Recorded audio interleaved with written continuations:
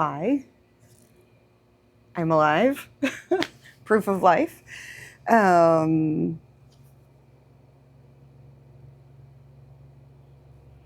been gone. I've been here. I've still existed. Um, Hi, I'm Lorelei Black, and this is Blade and Broom. Here come I to call your voice. Yeah, so if you're new to the channel, you won't have any frame of reference necessarily for this little update. So feel free to check out some older stuff and join back at a different time, I guess. But basically, in April of this year, which is 2025, the home where I work and obviously live and film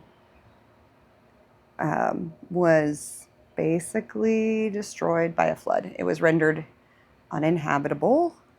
There was major flooding here in northern Kentucky along the Ohio River. There was major flooding all through Kentucky, Tennessee, and Missouri. So some of you will remember that. There's been other major flooding, lots and lots of big weather events. Really, like in the last 12 months, there's been a lot of really major weather events. Because about 12 months ago, from roughly right now, it was a couple of weeks ago from right now, was when Hurricane Helene hit the Carolinas and Tennessee and well, all the places that Helene hit. Anyway, I'm rambling. This is an unscripted video, which I'm not accustomed to doing, but I'm kind of in that place where it's been survival mode for a while, like really since April, and this is now September. So it's everything I can do just to kind of do. But I've missed filming for the channel. I've missed talking with you guys. I've missed showing up and talking about witchcraft.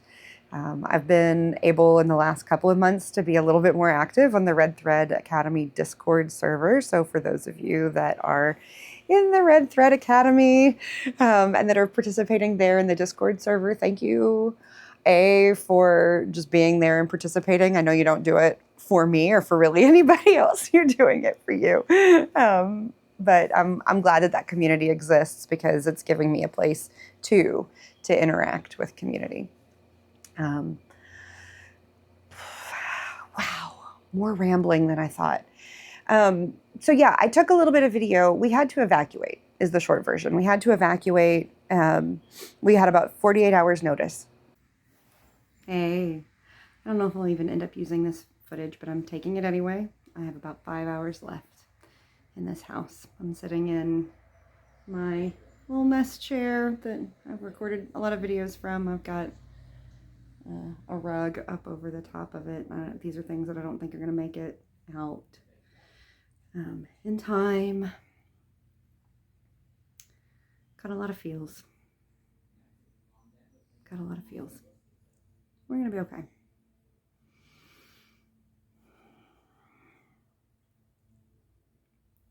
It's fine. It's going to be great. Adventure awaits.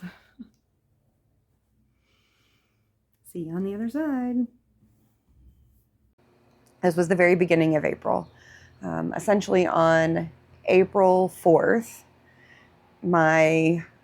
about midway through the day, my husband came to me and said,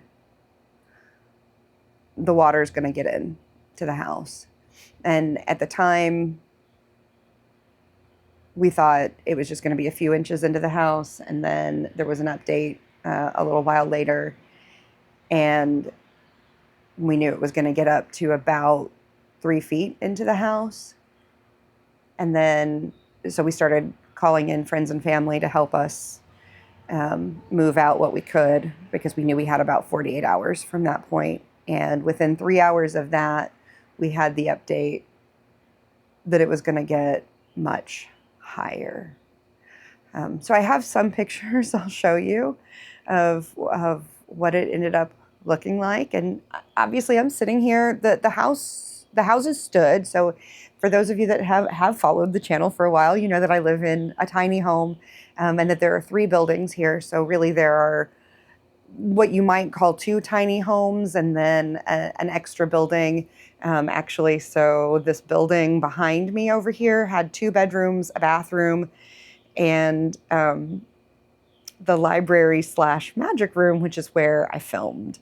That was the green room that you often saw me in with the books and the altar space and all that kind of stuff. And then over here, and I'll kind of show you what it looks like now, because it's different. It's kind of just stripped back down to studs. These buildings were all shed to home conversions, and they just look like sheds again. So, but they did stand. So kudos to our builders, the people who built. They're a local Mennonite builder that provides a lot of like mini barns for the area. Yeah, so I'm real country, I guess. As one of my friends recently put it, they have teenagers. One of their kids was saying, "Y'all live out here by those yeehaw people," and she was like, "Baby, we are those yeehaw people." So I guess I'm one of those yeehaw people. I literally live in a barn. But rambling. See, this is why I script, friends. This is why I script my videos. You don't want me just rambling. So yeah, anyway, we're back down to studs. We lived in provided like emergency housing for a couple of months. And then they put us up in cabins in a local state park for a while, and that was pretty okay. It was about the same size. Like, honestly, it was small for most people, but it was about the same size of house that we were living in, so it was fine for us. But then they were about to move us into one of the like FEMA trailers. Like, it was real small, like a travel trailer. And with Anya, the rabbit, and my need for a wired internet connection for my job, which it just wasn't possible to work without that.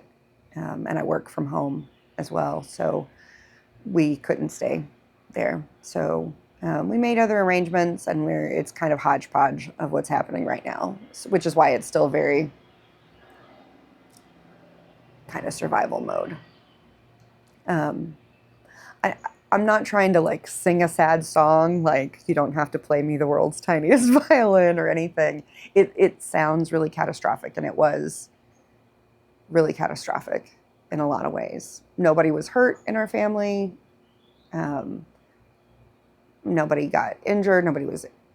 Nobody became sick because of it. We were able to get out all of the precious things, the things that were of any kind of value, like computers and the sentimental things, that can't be replaced, family photos, and almost all of that stuff got out. There were a couple of things that we didn't realize where we had them stored, so we thought we had them out, so we lost a few things, but for the most part, it was okay. It was when we started, it was after the shock of having to get everything evacuated. The 48 hours of getting everything moved out was brutal, but it was just sort of like that laser focus of we have to get this done.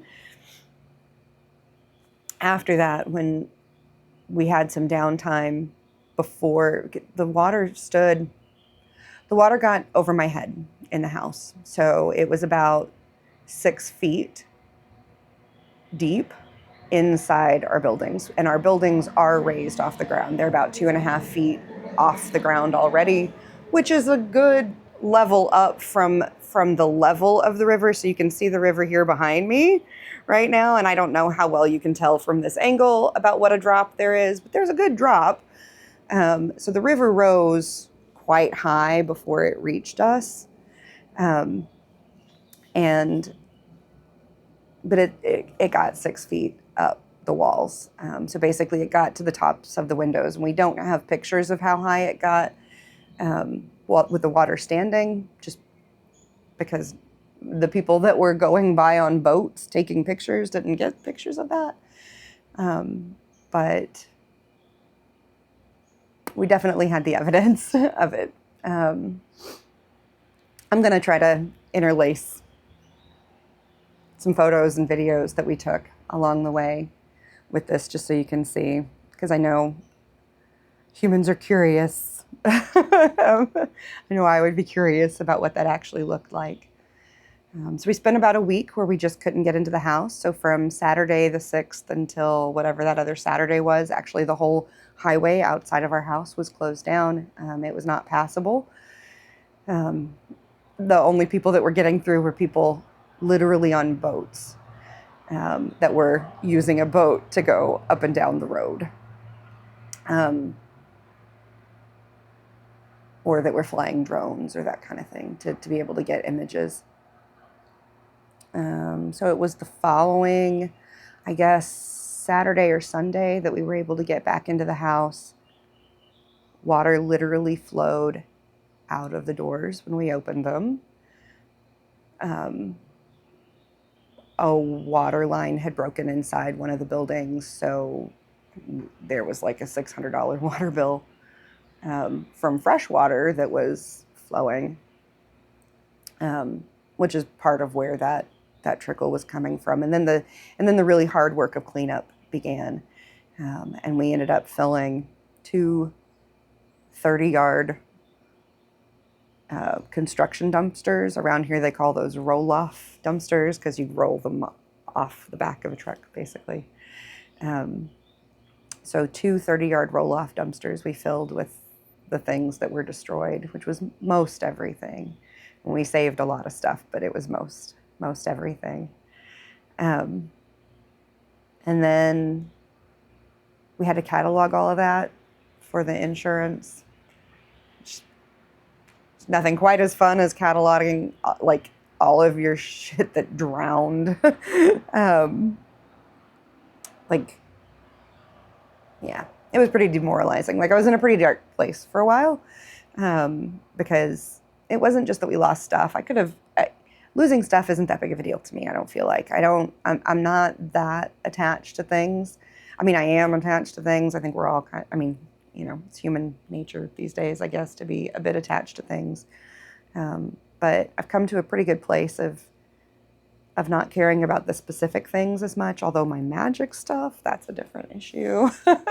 We saved every piece of, except for the furniture itself in the magic room, in the temple. But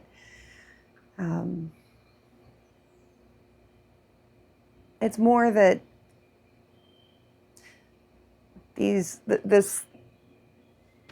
as they stand right now, these buildings are not inhabitable. We're not allowed to repair them as they are. They have to be elevated significantly, like 12 feet up from where they are right now, which is a significant cost. And we're thinking about maybe doing that with one of them, but we're not sure just because it is such a significant cost, and then maybe removing another one of them and maybe flood venting the other one. And then again, maybe just selling the entire place. We do have it on the market right now. But it would take a very specific buyer who's willing to do one or all of those things as well. So I don't know. Rambling. Man, I'm rambling. So, yeah, it's been weird. It's been really weird. And I've thrown myself into writing during this time because it's been easier for me to do. I can do that from my laptop wherever I happen to be, whatever space I was in. I could connect to Wi-Fi on that or whatever. So I've managed to get several books done. And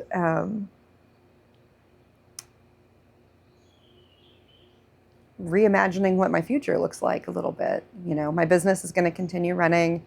There are people that are counting on that, both the clients that my agency serves and also, my friends who are my coworkers, they're relying on my agency to stay in business. The state agency that we partner with um, relies on us. They do a lot of business with us, and they would be hurting. So I was really lucky to have a really good team who picked up the slack for me during a time when I really couldn't. I kind of dropped all the balls during that time. So, and this was one of the balls. Blade and Broom, the channel, was one of the balls that just kind of got dropped because I had to attend to day-to-day survival, and I'm still kind of in that mode. We still don't exactly know what's going on with housing. We have a lot of life events that are coming up in the next couple of months.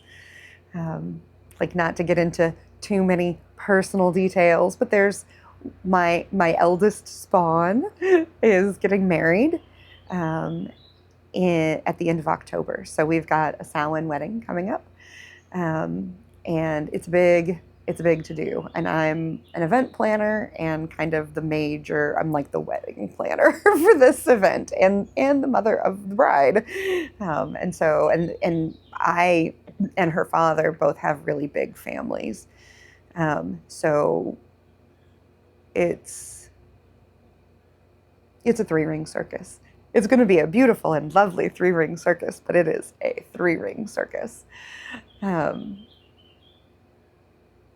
then honestly, one of the things that the river helped kind of wash away and sweep clean for us, and that is part of the magic of what this flood did.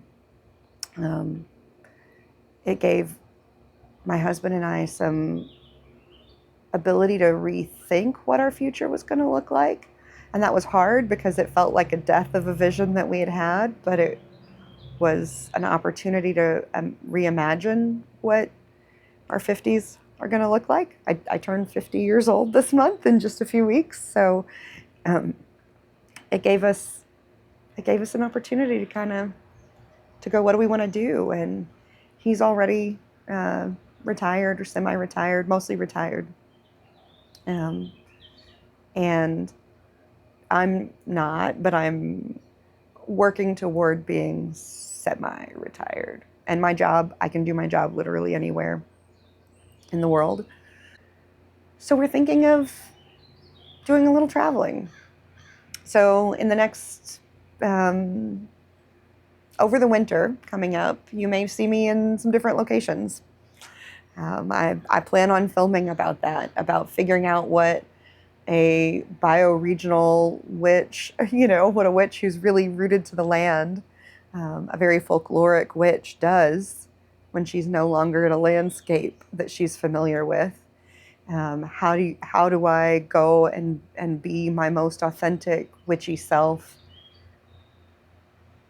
and avoid the pitfalls of colonizing? Like, I don't want to take what isn't mine. I don't want to try to impose what is mine on others. How do I do that when what I do is so connected to land spirits and spirits of place? Because I haven't explored that as an adult. I've lived in other places as a child. I lived in Germany. My dad was in the army, so I lived in Germany as a child, and I've traveled a little bit. I've been all over the U.S., but yeah, I don't know. These are interesting questions that I'm looking forward to getting to explore, and then figuring out what stability looks like when we get home from that travel. Figuring out what home is going to look like. There may be some multi-generational housing that happens again. That's a setup that we once had with one of my parental sets, one of my pairings of parents. I'm really fortunate. All of my parents are still living. I know that that's often not the case for people of my age, but my mother and stepfather are thriving. My dad and stepmother are kicking. They're alive and kicking, but they're not doing as great as they were. And they need a little help, and they have some help, but they need a little more, I think, than what they've currently got. And so we're talking with them. Maybe they'll come and live with us, maybe they won't, but we're trying to set up space where they can, because that's important to us. So, yeah, I don't know. That was a lot of like personal info dump. I don't know if literally anybody is interested in that. Again, unscripted Lorelei tells all. It's part of what I'm trying to give myself permission to do a little bit more, though, on the channel, is come in with more of a topic than just an update. But trying to commit to filming every week, to putting out a video every week. Jasmine Ambrosia has posted about the hashtag, can't even say it, hashtag Tradtober challenge that I'm definitely going to try to participate in October. So looking into that. And ooh, my camera's getting dim. I don't know what's up with that. I guess I'm going to stop this filming now because I don't know what's going on. New camera. Who dis? Yeah. So, yeah, that's all I have for now. I don't know that any of that was informational or inspiring, but it is an update and it is a video, and that was my goal. So I will see you back here next week with probably something more witchy. And until then, keep it magical, friends. Bye. Hey, after the fact, Lorelei here. I just wanted to jump in and add a couple of notes of things that I left out in the previous ramble. One is that I intend to add in, over the next few weeks, some of the film and footage and videos that I had taken or created but had not released before the flood happened. So you're going to see some things where like the backgrounds are going to be spaces that don't exist anymore, right? The temple room, the altar room, my magic room, specifically. You're going to see in some upcoming videos in the next few weeks. You might see that here and there, because I had it almost ready to go, and then the flood happened, and I didn't get a chance to get it finalized. So instead of just scrapping that content and refilming it later, I'm going to go ahead and release it because it's already done. Why not? Like, waste not, want not, right? Some of it was actually filmed way before the flood. So if you have, I have a video coming up where you're going to recognize, like you probably know right now as you're watching this film, you're like, ooh, that looks interesting. Where is she? Is that a filter? This is not a filter. I'm sitting in an actual space. And I'm going to show you all about it in an upcoming video called Witchy Wanderings, the Oasis in Bloomington, Indiana. And I have another video that was another Witchy Wanderings. It was the first one I recorded. It's not the first one that I'm releasing. That was taken about a year ago in Myrtle Beach, South Carolina. So I'm going to release that too, because why not? It's ready. It's a wonderful magical space that, and I found all kinds of magic within it that I wanted to be able to share with you. So I'm gonna work to get that ready and put out. So my energy always is kind of chaotic, but it's abundant. That's your Auntie Lorelei. That's what I got for you. But I will be leaving out things that are totally irrelevant now. So in March, I had recorded a video about my gardening plan for 2025. And it is now harvest season for 2025. So whatever I might be doing for a garden, it won't be in 2025 for one thing, and it won't be in that space. It won't be what I had envisioned. So I'll just look back on that video myself fondly and and spare you all the purely theoretical gardening plan that has now become. I do intend to do a garden next year, though, wherever I end up being. So when it comes time for that, I will let you in on whatever plans I have devised, which I don't know what those are, though. So there's that. Also, I hadn't said, but I should say, if you like the content here, please like, subscribe, click the bell for notifications. These are things that the algorithm spirits demand as part of their traditional appeasements, and especially on a channel like mine where maybe the content comes out a little bit sporadically. I am not always the weekly at this time kind of content creator. I try, but I can't necessarily manage that with the other things that are going on in my life, not just because of the flood, but also because of my day job, which is kind of a big job. And so I create a lot of content, but I don't always create it as regularly as YouTube would like for me to do. So if you like what I do here, if you like the content, there are a couple of things that I would love for you to do. And one is to like, subscribe, and click that bell for notifications so that you are getting notified when new content is coming here. And then the other thing is to check out Team Lorelei. It is a way to stay connected with me, with whatever else is going on and whatever else I'm doing. So I got links for that down below. So that's all. That's what I got. And now, bye. As I do well, so mote it be.